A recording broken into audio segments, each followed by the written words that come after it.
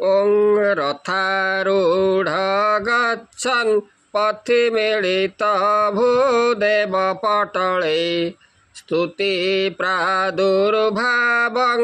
प्रतिपदमुपाकर्ण सदय दया सिन्धुर्बन्धुं सकल जगतं सिन्धुसुतया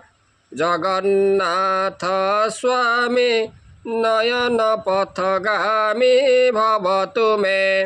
आज आम जाना जे महाप्रभु श्री जगन्नाथंकर तांकर विश्व प्रसिद्ध रथयात्रा जहाँकि पुरी रे अनुष्ठित हुए आषाढ़ मासर शुक्ल पक्ष द्वितीया तिथि केवल पुरी रे नुहे समग्र भारत वर्ष रे समग्र विश्व रे मध्य आज रथयात्रा अनुष्ठित होउची। किंतु आम जदि देखा महाप्रभुंकर तांकर आदि स्थान बा आदि पीठ होउची आमर श्रीक्षेत्र पुरी पुरुषोत्तम क्षेत्र नीलाचल पर्वत रे महाप्रभु विद्यमान श्रीमंदिर रे यह जगन्नाथ धाम भाव में ये सुपरिचित। एठारे महाप्रभुंकर समस्त नीतिकांति मानवीय नीतिकांति पालन कराए। तांकर विश्व प्रसिद्ध रथयात्रा रे महाप्रभु माने जेतेबेले पहंडी होई रथ ऊपर को उठिबे रथ ऊपर को आरोहण करिवे सेही समय तांकर एक सीढ़ी आवश्यक पड़ी थाए। सीढ़ी मध्य देई महाप्रभु से रथ ऊपर को उठिबे एवं सेवक माने मध्य से जो सीढ़ी मध्य देई से रथ मध्य को मध्य जो उठिबार आवश्यकता रही। तेणु आमर श्रीमंदिर परंपरा रे आमर रथ रे एक चारबड़ बंधा जाए। से चारबड़ होची कौन ना से होची एक पहाच जहाँकि ताल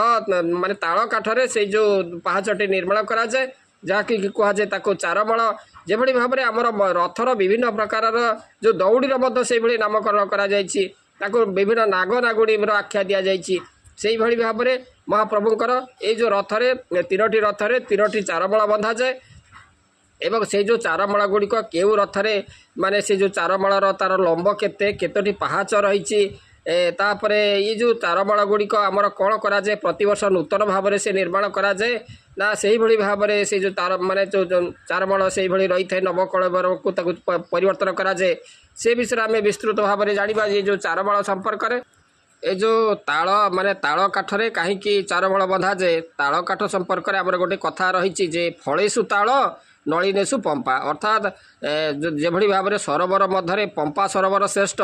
से भाई भाव में वृक्ष मध्य आम जब देखा जे माने रसाल फलधारी ये जो ताल वृक्ष को श्रेष्ठ वृक्ष भाव में ग्रहण करा प्रत्येक अंश ताल गचर आप देखिए प्रत्येक अंश आमर माने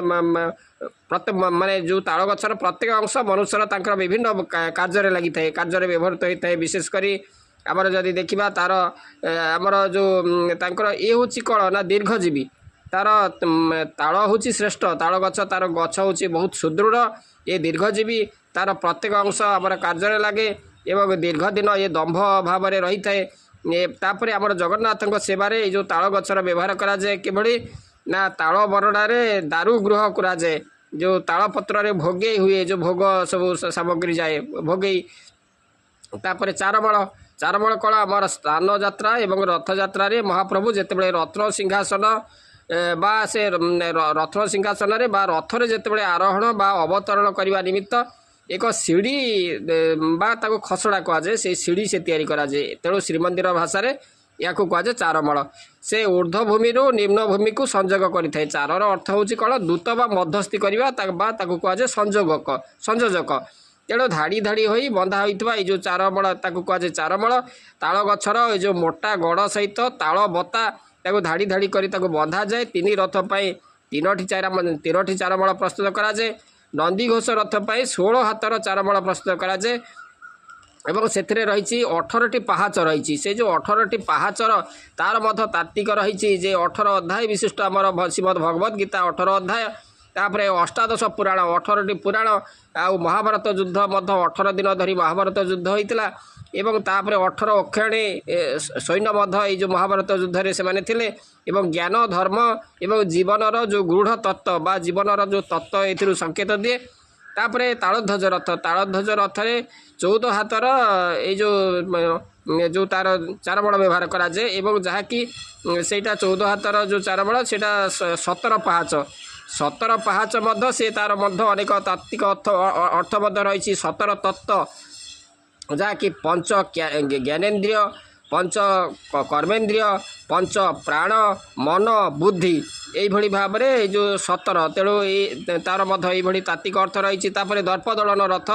से हूँ 12 हाथ लंबर ये चारमल व्यवहार कराए और से रही केते ना 16 पाहाच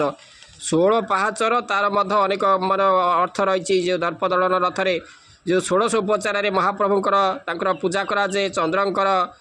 16 कला एवं 16 कलार परिपूर्ण ये जो भगवान तेणु से जो 16 चक माने 16टी पाहाच से रही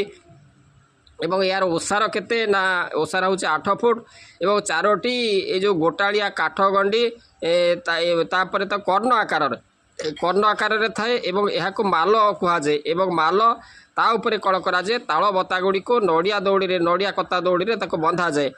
यह उपर दे महाप्रभुंकर तांकर आरोहण एवं अवतरण करती एवं सिंहासन जो अवरोहण एवं सिंहासन को आरोहण मध्य करती चारमला दे तेणु से माने से समय चारमल बंधा जाए एवं ये जो चारमल बंधा कार्य करती स्वतंत्र सेवक अच्छा से होती काठ सुआसिया सेवक से सेवक माने जो चारमल बांधार दायित्व से न्यस्त रही बाहर रथरे जो चारमल जहाँकि भोई सेवक माने बांधती एवं चारमलर विशेषत्व हूँ ताल बता गुड़िक ये नवकलेवर समय जो चारमल निर्मित होता है एवं तापरे से गुड़िक परवर्ती जो नवकल पर्यंत से भाई भाव में साइतिक रखा जाए प्रतिवर्ष जो भाव में रथ निर्माण कराए चारमल प्रत्येक वर्ष नुआ भाव में निर्माण कराए ना जो भाव में रथर जो देवदेवी अच्छा से माने नवकलेवर हेले नूतन भाव में से जो देवदेवी निर्मित हुंती से भाव में चारमल महाप्रभुंकर जो वर्ष नवकलेवर हेब से वर्ष तांकर नूतन चारमल निर्माण हेब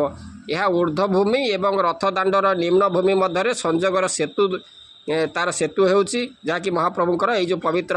चारमल तेणु महाप्रभुंकर ये जो पवित्र जो चारमल संपर्क में आप मैंने जानिले। ओं नीलाचल निवासाय नित्याय परमात्मने बलभद्र सुभद्राभ्यां जगन्नाथाय ते नमः।